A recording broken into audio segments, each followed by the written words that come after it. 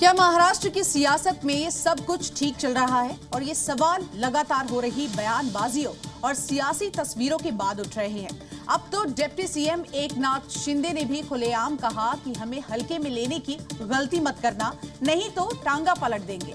इतना ही नहीं, शिंदे ने 2022 की याद दिला डाली और कहा कैसे हमने सरकार पलट दी थी। लेकिन सवाल ये है कि शिंदे साहब किस टांगे की बात कर रहे हैं? वो जो महाराष्ट्र की सरकार के रूप में है, जिसके दो पहिए शिंदे और अजीत पवार के तौर पर है, या फिर किसी और घोड़ा टांगे की यहाँ पर बात चल रही है? महाराष्ट्र की सरकार को सियासी पंडित टांगे की तरह ही देखते हैं। आगे सत्ता सवार फडणवीस और दाएं बाएं दो पहिए शिवसेना और एनसीपी अजित गुट। क्या एकनाथ शिंदे के घोड़ा टांगा पलटने के बयान को इसी से जोड़कर देखा जाए? जिन्होंने मुझे हल्के में लिया है, मैं एक कार्यकर्ता हूँ, सामान्य कार्यकर्ता हूँ, लेकिन बाला साहब और दिगे साहब का कार्यकर्ता हूँ, ये समझ के मुझे सबने लेना चाहिए। और इसलिए जब हल्के में लिया तो 2022 में टांगा पलटी कर दिया, सरकार को बदल दिया, आम लोगों के मन की सरकार को हमने लाया वहाँ पर। यानी सत्ता में शामिल होकर सरकार पलटने की बातें क्या संदेश दे रही है, जरा गौर कीजिए। एक तरफ एकनाथ शिंदे लगातार सरकारी कार्यक्रमों से दूरी बना रहे हैं, तो दूसरी तरफ शरद पवार पीएम मोदी और फडणवीस के साथ मंच साझा कर रहे हैं। सवाल ये कि क्या सरकार में सब कुछ ठीक चल रहा है, क्योंकि विपक्ष को ऐसा नहीं लगता। जिस तरह से देवेंद्र फडणवीस जी उनके निकाले हुए टेंडर, उनकी पारित की गई योजनाओं को खत्म कर रहे हैं और 3-3 कैबिनेट में एकनाथ शिंदे जी जाते नहीं हैं, तो ऐसा लगता है महाराष्ट्र की राजनीति में आने वाले दिनों में कुछ न कुछ तो जरूर होगा। यानी विपक्ष चिंगारी की माने तो फडणवीस और शिंदे के बीच पावर गेम चल रही है। टेंडर से लेकर अपने करीबियों की अनदेखी पर शिंदे भड़के हैं और अब टांगा पलटने वाला बयान किसी बड़े बवंडर का इशारा है। देश के कई राज्यों में शराबबंदी कानून लागू है, यानी इन राज्यों में शराब की बिक्री पूरी तरह से बैन है और अब जम्मू कश्मीर में भी इसकी मांग उठने लगी है।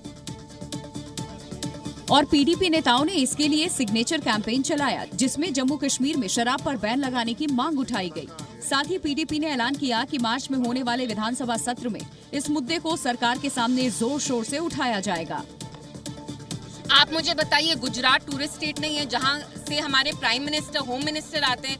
Gujarat is a dry state, Nagaland is a dry state, Bihar में भी बीजेपी की सरकार है, तो अगर वो ड्राई स्टेट्स हो सकते हैं तो जम्मू कश्मीर क्यों नहीं?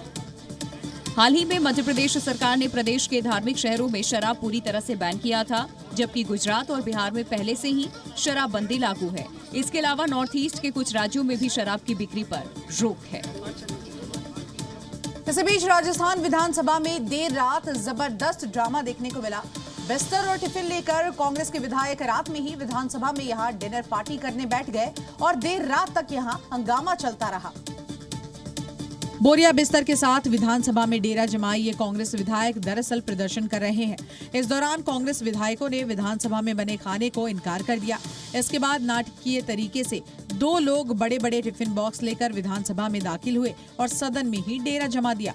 बाजरे से बनी रोटियां, गट्टे की सब्जी, लहसुन की चटनी, दम आलू, फोगला रायता और हलवा, ये प्रदर्शन कम डिनर पार्टी ज्यादा लग रही थी। खैर, विरोध तो विरोध है, तरीका बस अहिंसक होना चाहिए। दरअसल इस विवाद की शुरुआत शुक्रवार को विधानसभा में प्रश्नकाल के दौरान हुई, जब मंत्री अविनाश गहलोत ने इंदिरा गांधी को अपनी दादी कहा। कांग्रेस विधायकों ने इस बयान पर कड़ी आपत्ति जताई और मांग की कि इस टिप्पणी को विधानसभा के रिकॉर्ड से हटा दिया जाए।